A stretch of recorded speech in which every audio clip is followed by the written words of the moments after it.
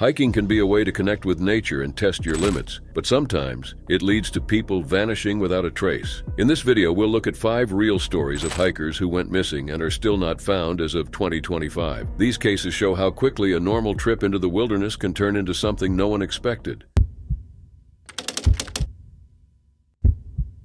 It was July 18, 2007, in the Bitterroot Mountains of Montana. Barbara Bollock, a 55-year-old woman from Corvallis, set out for a hike on one of her favorite trails, the Bear Creek Overlook. Barbara was experienced, fit, and knew the trail well. That morning, she left home with Jim Ramaker, a family friend visiting from California. They planned a moderate hike and expected to be back by lunch, but Barbara never came home. Barbara had moved to Montana in 2001 with her husband Carl Bollock after Carl retired from J.P. Morgan Chase's Global Security Division. Carl grew up there, but for Barbara, it was a fresh start. She quickly embraced life in the Bitterroot Valley, becoming an avid hiker and runner. On that day, Carl's cousin, Donna Biles, and her boyfriend Jim were visiting. The original plan was for all three, Barbara, Donna, and Jim, to hike together. But Donna, feeling sick after drinking the night before, stayed back. Carl, still recovering from a heart attack, also stayed home. So Barbara and Jim went alone. Barbara wore a pastel-colored shirt, tan shorts, glasses, and carried a black day pack filled with food, water, and a .357 Magnum pistol for safety. They left around 8:30 or 9 a.m. Bear Creek Overlook Trail is a 4.5-mile out-and-back route offering wide views of Bear Creek Canyon and the Bitterroot Mountains. Despite some difficulty, it was Barbara's favorite trail. Barbara and Jim reached the overlook and took a break, eating and resting. On the way, they met 2 young men with a black and white dog. They spoke for about 30 minutes before heading back down. Around 11:30 a.m. during their descent, Jim stopped to admire the view. Barbara was 20-30 feet ahead. Jim said he turned away for about 45 seconds, and when he looked back, she was gone. No movement, no noise. She had simply vanished. Jim called out and searched the immediate area, but found nothing, not even her backpack. The trail's loose shale makes quiet movement nearly impossible, yet Jim heard nothing. After searching alone for a while, Jim headed back to the trailhead. He spoke to a road crew working nearby, but they hadn't seen Barbara. They did mention seeing the same 2 young men with the dog. Jim then reported Barbara missing. At home, Donna grew worried when they didn't return. Carl wasn't alarmed at first. Delays on hikes happened, but around 2 p.m., a Forest Service officer called asking if his wife was Barbara. Carl knew then something was wrong. He rushed to the trailhead. Search teams had already started looking. Helicopters, scent dogs, volunteers, and infrared scanners were all used. Still, no sign of Barbara, not even a single footprint or dropped item. Carl stayed until midnight. He returned the next day with neighbors to continue the search. It went on for 2 weeks with no results. Sheriff Chris Hoffman called the case a complete mystery. He even questioned whether Barbara had been on the mountain that day. Law enforcement tried to find the 2 young men Jim spoke about, but they were never identified. Despite a $10,000 reward, they never came forward. Many theories followed. Some thought Barbara might have fallen, but friends said she was too careful. Others suggested she left intentionally, but she left all her personal belongings behind and was excited about an upcoming trip and flight lessons. Some even suspected Jim, but police never considered him a suspect, and he fully cooperated. The idea of a quick abduction was also considered. Sheriff Hoffman said it was hard to understand how anyone could move across shale quietly without being heard. There were even bizarre tips, including rumors about a ghostly mountain man, but none led anywhere. Donna once suggested Barbara may have chosen to leave on her own terms, causing a permanent rift between her and Carl, who never accepted that idea. Carl struggled deeply after Barbara's disappearance. He lost 35 pounds and passed away in 2021 without ever finding out what happened to her. To this day, no trace of Barbara Bollock has ever been found. In 2023, Montana authorities issued a new public appeal, hoping someone might finally come forward. Barbara's disappearance remains one of Montana's most puzzling unsolved cases.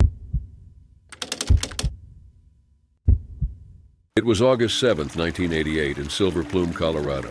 Keith Reinhardt, a 49-year-old journalist from Chicago, had spent the summer in this small mountain town looking for a fresh start. He wanted to get healthy, overcome his fear of heights, and write a novel. That afternoon, Keith left his antique shop at 4:30 p.m. and told people he was heading out to hike Pendleton Mountain. He never returned. Keith had taken a 3-month break from his job at the Daily Herald in suburban Chicago. He rented a space on Main Street, opened a small antique shop, and hoped that if things went well, he and his wife could move to Silver Plume permanently.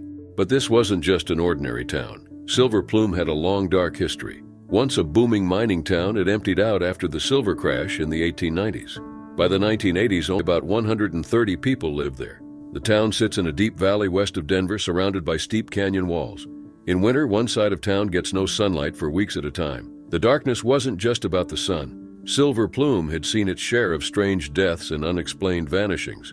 Above town, a granite shrine marks where Clifford Griffin, a mining superintendent, was found dead in 1887 from a gunshot wound. Some say it was self-inflicted. Others aren't so sure. Over a century later, a similar pattern returned, with the case of Tom Young. Tom had lived in Silver Plume since 1969. A former Special Forces veteran and high school teacher, he ran a small bookstore and lived with his dog, Gus, near Pendleton Mountain. On September 7, 1987, Tom closed his store and disappeared with Gus. He had told some people he was heading to Europe, so there wasn't immediate concern. But when months passed without word, he was reported missing. Authorities found no trace of him. 9 months later, Keith arrived in town. He rented the same building where Tom once had his bookstore. Keith quickly became interested in Tom's case and began asking locals about it. He even started writing a novel loosely based on Tom's story. His main character, Guy Gypsum, was a blend of himself and Tom. Keith's daughter, Tiffany, later said her father sometimes blurred fiction and reality while writing. Then came a discovery. On July 31, 1988, 2 hunters found human remains on Sherman Mountain. They belonged to Tom Young. Gus was found nearby. Both had died from gunshot wounds. A revolver was discovered and officials ruled Tom's death self-inflicted, but not everything lined up. Ballistic tests were inconclusive, and signs of a green tarp suggested someone tried to cover the bodies. Some locals thought it looked suspicious. Just 1 week later, Keith told people he planned to climb Pendleton Mountain. This raised eyebrows because Keith was afraid of heights and wasn't an experienced hiker. He also decided to start his hike at 4:30 p.m., unusually late for a 6-hour climb. Before setting out, Keith joked with a cafe owner, "If I don't come back, call out the rescue." No one thought much of it until he didn't return. By the next morning, search teams were scouring the mountain. Helicopters flew overhead. More than 125 searchers and trained dogs covered the steep, rough terrain. But Keith had taken no gear, just jeans, a flannel shirt, and tennis shoes, making it almost impossible to track him. On August 11th, tragedy struck. A Civil Air Patrol plane crashed during the search. The pilot died and the spotter was badly injured. After 7 days with no trace of Keith found, the search was called off. It became Colorado's largest search and rescue mission at that time, and the only one that ended with no clues. Authorities found Keith's unfinished novel on his computer. The final lines described a man disappearing into the wilderness, almost mirroring Keith's own fate. Several theories remain. Some believe he had an accident. Others think he discovered something dangerous while investigating Tom's case. Some say he left town on purpose. Witnesses said Keith spent his last night talking to a woman named Greta, or Gretchen, at a party, but police never found her. In 2016, a documentary team helped reopen the case, working with Keith's family and the Clear Creek County Sheriff's Office. They compared DNA samples, but no matches have been found. Today, Silver Plume still remembers the journalist who came looking for answers and became a mystery himself. It was October 8, 1976, a cool fall day in the Great Smoky Mountains National Park. 16-year-old Trenny Lynn Gibson was on a school field trip with 38 classmates from Bearden High School in Knoxville, Tennessee. They were hiking to Andrews Bald near Klingman's Dome for their horticulture class. Trenny loved nature, was a focused student, and dreamed of studying landscape architecture. Despite the wet, chilly weather, she was excited for the adventure. But that day, only 37 students returned. The group boarded a bus in the morning, with Trenny sitting beside her longtime friend Robert Simpson. The students were in good spirits, laughing and talking during the 90-minute drive. When they arrived, their teacher, Mr. Dunlap, gave instructions. Hike 2 miles to Andrews Bald, observe plants, and return. It was supposed to be simple. As they hiked, the cold worsened. Robert lent Trenny his jacket, and they walked together talking. But near the summit, Robert said he wanted to look for bears and separated from her. It wasn't unusual for students to split up during trips, but it was odd given how close they were during the hike. Trenny continued alone, and by 1:30 p.m. she was seen passing several classmates moving quickly. She was known for being determined, so it didn't seem strange at the time. But at some point, Trenny stepped off the trail, appearing to inspect something in the woods. Her classmates didn't think much of it until she didn't come back. When Mr. Dunlap realized she was missing, he quickly organized a search with some students. They retraced the trail, calling her name, but found no sign of her. By 4:30 p.m., park rangers were called. That evening, over 200 people searched in the cold rain and heavy fog. Visibility was poor, and by nightfall, the search was paused. The next morning, Trenny's father arrived with a pair of her shoes, hoping search dogs could pick up her scent. Bloodhounds traced it along the Appalachian Trail, but lost it abruptly near Highway 441. No belongings, no signs, just a sudden end to the trail. Search teams spent 3 weeks scouring the mountains, cliffs, streams, and dense woods, but found nothing. No evidence, no clues. Trenny had simply vanished. Over time, theories formed. Some believed Trenny got lost or was harmed by wildlife. but the scent trail ending near the highway suggested something else. It seemed possible that someone had picked her up, but no one knew who or why. Suspicion eventually fell on Robert Simpson. His behavior during and after the search seemed unusual. He stayed close to the Gibson family, even answering their phone calls. Later, Trenny's comb was found in Robert's car, and her prized sapphire and diamond ring circulated among his friends. These details raised concerns. Though Robert was never officially named a suspect, another theory pointed to Kelvin Bowman, a former student who had once stalked Trenny. 2 years before the trip, he had broken into her home and been shot by her mother in self-defense. He had threatened her afterward, but was later allowed back into school. Some believe Kelvin might have followed the trip and been involved in Trenny's disappearance. There was also the question of whether Trenny left on her own, but this didn't fit with her personality or the fact she left behind all her belongings and money. Despite multiple investigations, including one by the FBI and a search ordered by President Carter in 1981, Trenny was never found. Her case remains one of the most mysterious disappearances in the history of the Great Smoky Mountains. Today, nearly 50 years later, the questions remain. What happened to Trenny Gibson? The answer, it seems, disappeared with her.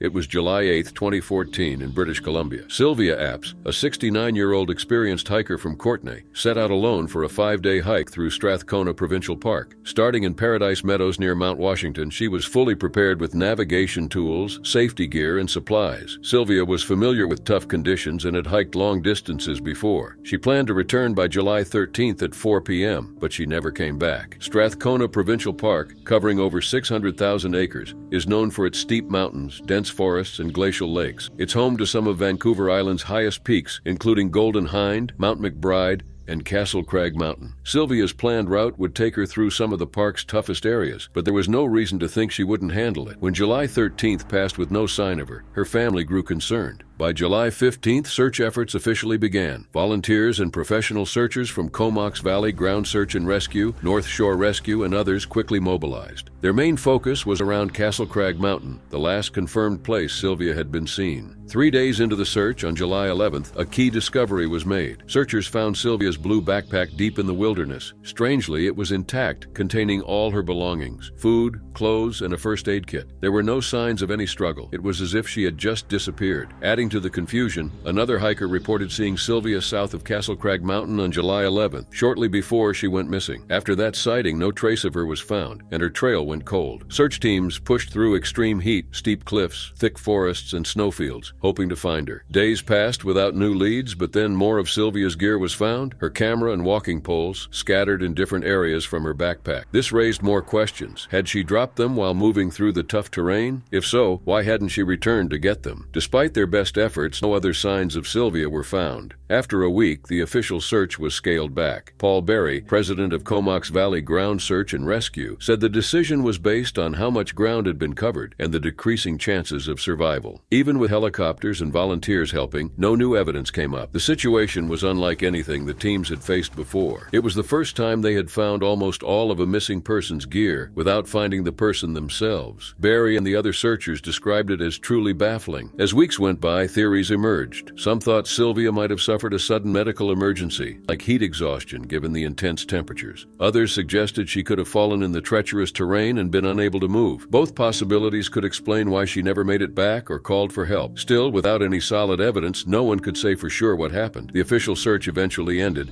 but volunteers and Sylvia's family held on to hope. Even after months of searching, Sylvia's fate remained unknown. Today, Sylvia Apps is still missing. Her case remains one of the most puzzling disappearances in British Columbia's wilderness history. Despite all efforts, no trace of her has ever been found, leaving her family and searchers with unanswered questions that still linger to this day.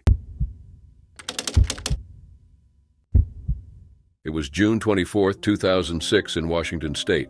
Gilbert Mark Gilman, a 47-year-old man with a long and impressive career, set out for what was supposed to be a short walk in Olympic National Park. He wasn't dressed for a long hike, wearing a bright blue and green Hawaiian shirt, khaki shorts or pants, sandals, and prescription sunglasses. He carried only a camera, no backpack or extra gear. Gilman arrived at the Staircase Ranger Station and parked his silver 2005 Ford Thunderbird convertible. Park Ranger Sandy Lustig saw him and asked him to turn down the music from his car. Gilman seemed ready for an easy walk along the Staircase rapid Woods Loop Trail, a simple 2.1-mile path through the forest along the North Fork Skokomish River. This would be the last confirmed sighting of him. Gilman was not someone who would get lost easily. He was a former U.S. Army paratrooper who had served in Panama, East Africa, and Israel, and had been a military intelligence officer and interrogator in Iraq. Fluent in Arabic, Russian, and Chinese, he later worked for the United Nations, managed a state retirement department, and was involved in politics. His career was filled with experience that made it unlikely he would wander off accidentally. When Gilman failed to meet his colleague Sandy Matheson the next day, June 25th, concern grew. His car was still at the ranger station, but Gilman was nowhere to be found. Authorities were alerted, and a massive search began. The search involved rangers, tracking dogs, helicopters, and planes equipped with heat-sensing devices. They combed a 2.1-mile area around the Staircase Ranger Station, checking nearby trails and ridges. After 10 days, no trace of Gilman, his camera, or any personal items were ever found. His mother, Doris Gilman, was heartbroken, saying nothing was ever found. On August 27, 2015, Gilman was declared legally dead. Washington state law requires 7 years with no signs of life before such a declaration. Over time, several theories about his disappearance surfaced. Some believed he chose to vanish, possibly to continue secret work for the government. His mother thought it was possible that he left to become a spy, given his background. However, there was no clear evidence to back this up. Others suspected he might have encountered foul play. One theory connected his disappearance to Israel Keyes, a dangerous figure active in the Pacific Northwest at the time. Keyes, who later admitted to multiple crimes across the U.S., had lived near Olympic National Park, loved hiking, and even obtained permits for the area. He participated in the Olympic Discovery Marathon just days before Gilman vanished. A 2014 investigation even suggested Keyes might have been involved. However, the FBI eventually ruled out any link, stating there was no solid evidence tying Keyes to Gilman's case. Another possibility was that Gilman fell victim to the park's harsh natural elements. The area had steep hills, thick forests, and a powerful river. Even experienced hikers could face danger there. Yet, given Gilman's survival skills and good health, many found this explanation hard to accept. As the years went by, the case grew colder. Gilman's disappearance continued to weigh heavily on his family, especially his mother, who admitted she might never know what happened to her son. Today, Gilman's case remains one of Olympic National Park's most puzzling mysteries. Despite the many theories, no real answers have ever been found. What exactly happened to Gilbert Mark Gilman remains an unanswered question.